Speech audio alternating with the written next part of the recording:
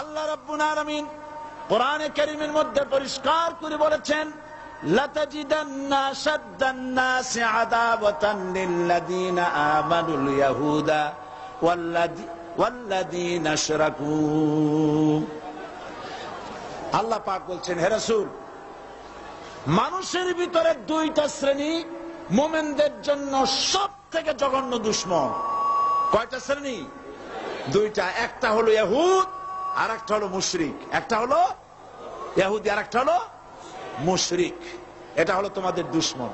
আর আজ আমাদের দেশে, পৃথিবীর বিভিন্ন দেশে মুসলমানেরা মুশরিকদের সঙ্গে সম্প্রীতি বাড়াচ্ছে, মুসলমানদের সাথে শত্রুতা বাড়াচ্ছে। আজ আমার দেশে পূজা পার্বণে বাধা নাই। পূজা পার্বণে বাধা আছে? পূজা পার্বণে বাধা নাই। বাধা কোথায়? কোরআন শরীফের তাফসীর মাহফিলে। কোরআনের তাফসীরের মাহফিলে বাধা দেওয়া হচ্ছে। গান বাজনায় 144 ধারা নাই, কিন্তু কোরআন শরীফের মাহফিলে 144 ধারা দেওয়া হচ্ছে।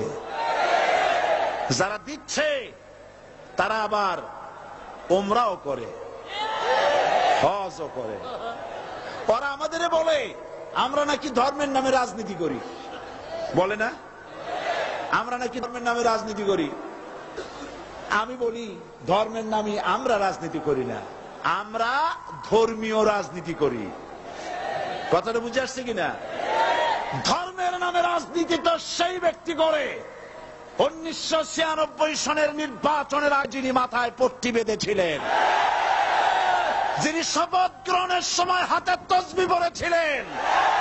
ধর্মের নামে রাজনীতি তিনি করেছেন। আজ অনেকগুলি ডিগ্রি পেয়েছেন তিনি, অনেকগুলি ডিগ্রি পেয়েছেন। কয়টা? মুখস্থ হয়ে গেছে আপনাদের। শকুনেরা, শকুন যদি গরুর গোশত কিনে খাওয়া লাগতো, 80 টাকা কেজি দরে শকুনে এত গোশত কিনে খাইতে পারতো না। লেখাপড়া করে যদি ডিগ্রি নেওয়া লাগতো, এত ডিগ্রি কপালে জুটতো না। পয়সা দিয়া ম্যানেজ করা ডিগ্রি। কিন্তু 9টা নিলে কি হবে? আসল ডিগ্রিটা এখনো বাকি আছে। আসল ডিগ্রি কোনটা?